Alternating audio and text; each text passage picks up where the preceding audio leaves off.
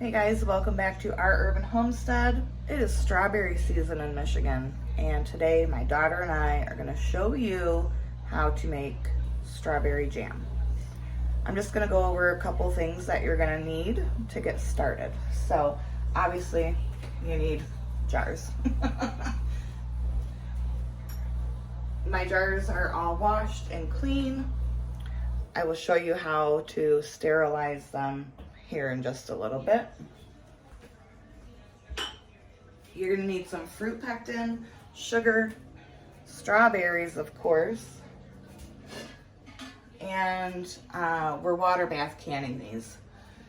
Now, if you don't have a water bath canner, any large stock pot that you can fill to cover at least 1 inch, 2 inches is better of water above your jars works.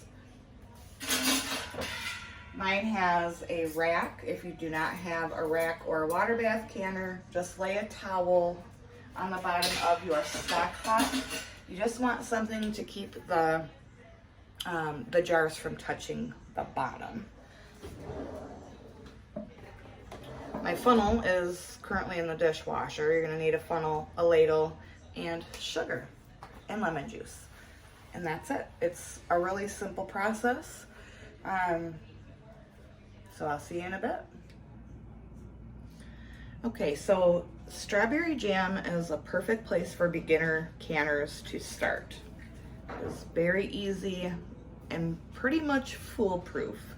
So I'm going to, while I'm waiting for Reagan, I'm gonna go ahead and put my jars into the canner. This is going to do two things: sterilize them and warm them up. And you just want your water to be simmering. You don't want it to be boiling.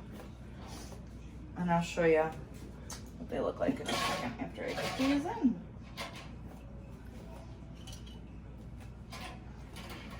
I'm not sure how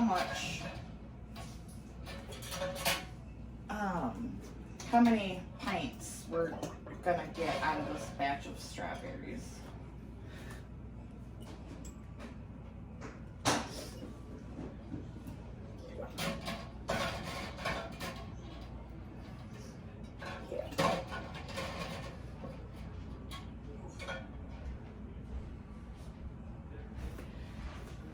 So I'm gonna just put 8 jars in for now.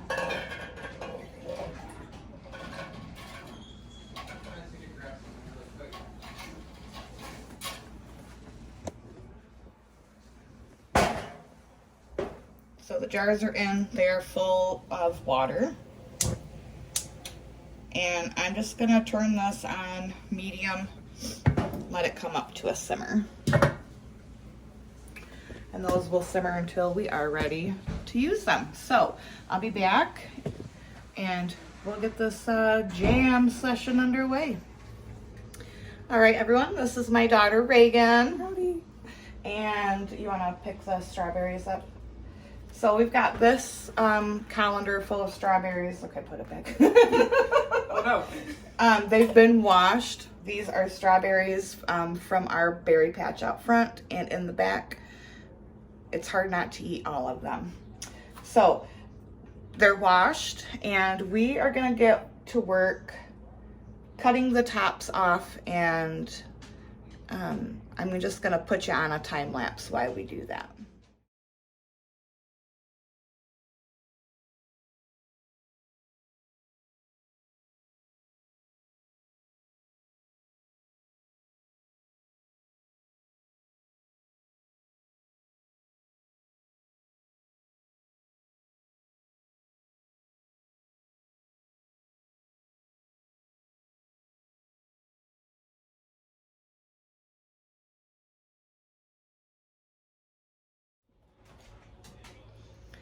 All right, we got all of the strawberries cut up. The tops are gonna go to the chickens. They are gonna be very, very happy about that. Reagan is going to, now last year we did it all with a masher. We did. It was a lot. This year we're using a food processor. right? It's gonna make so much easier. We're gonna need 4.5 cups of the chopped or blended strawberries. So we're gonna let Reagan get to work on processing these. 4.5 cups of the puree mix are gonna go into our pot, and we'll be back in a minute.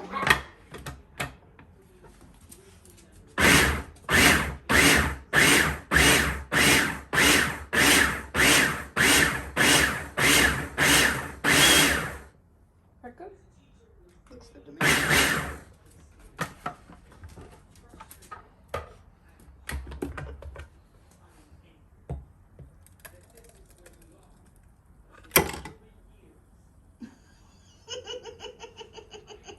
Great googledy woogledy. Okay, so we've got 4.5 cups of the strawberries blended down. A lot of people like to try to double their batches of jams, and then they're like, my jam didn't set. Why? Unfortunately, you cannot double a batch of jam. It does not set. It doesn't do what it needs to do. So it's going to take you a little bit longer to do a couple batches.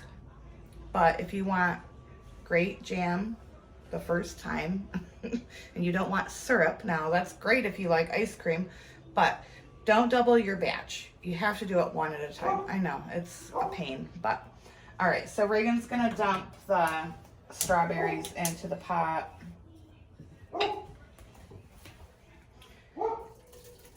And then she's gonna add 2 tablespoons of lemon juice and a packet of pectin. This is another area where people mess up. You have to add your pectin first before the sugar. Why do we add lemon juice, Mama? It makes it more shelf stable and brightens up the flavor. I see. So then she's gonna mix that together and bring it to a boil. And our jars are simmering nicely.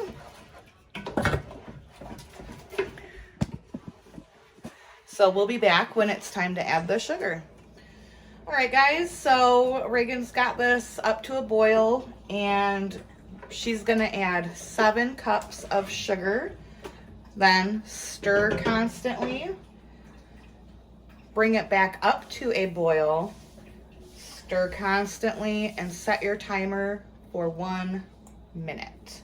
While she's doing that, I'm gonna go ahead and get our jars out of the water and get that set up so it's ready to go. Watch out, babe.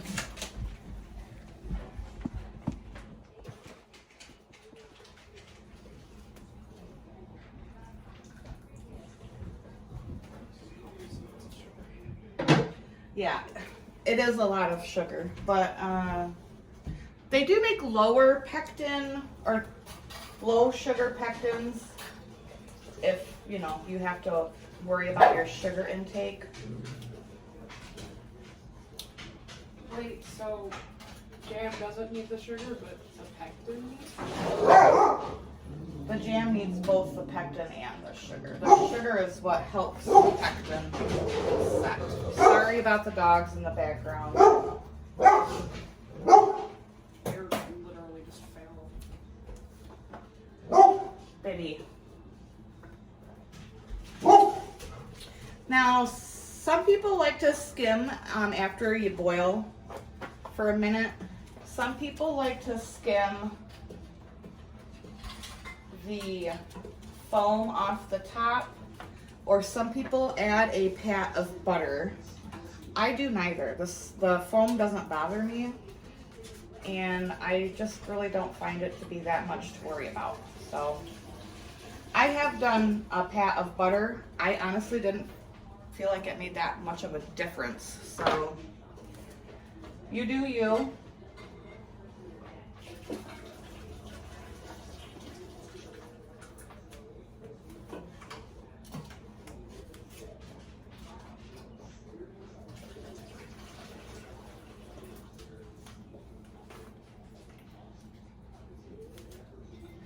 All right, we're gonna put this on a time lapse and you can watch my daughter get a nice arm workout.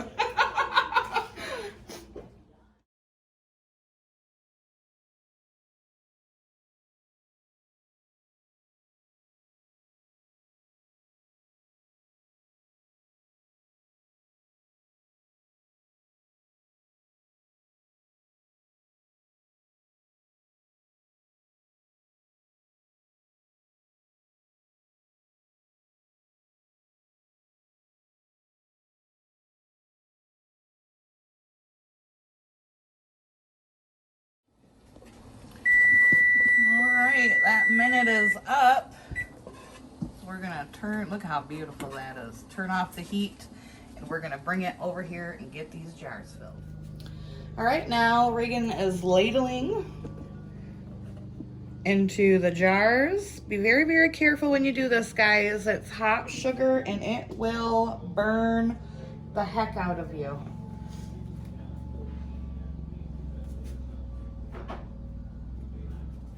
And then after each jar is filled, I'm gonna take a paper towel, vinegar, wipe the rim really well, put a lid on, ring on, finger tight, don't over tighten it. And we're gonna get them into the canner. Gonna load them into the canner. We got 4.5 pints out of that batch. I'm gonna do one more batch. You wanna be really careful putting them in. You might wanna stand back in case this knocks over.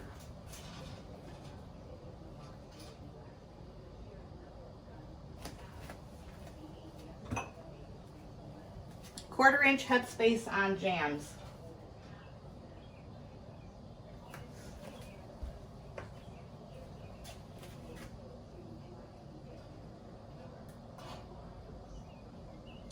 Now I know some people don't process their jams and jellies. I often do not. That's called open kettle canning. If you're not comfortable, please don't do it. If you're a first time canner, please don't do it. I've got to fill this up with some water. Go in the pantry room where that rack is, the blender. Bring that. So I've got to add some water to the canner because it's just at the tops of the lids. And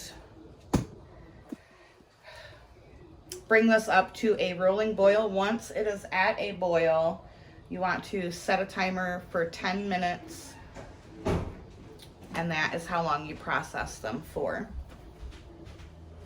All right, guys, thanks for joining Reagan and I in the kitchen today. I hope this helped you first-time canners learn how to make jam. Super easy. And thanks to my wonderful daughter. That's me. For helping. It's always such a joy when she wants to learn to preserve things and join me in the kitchen. So until next time, guys, we'll see you later.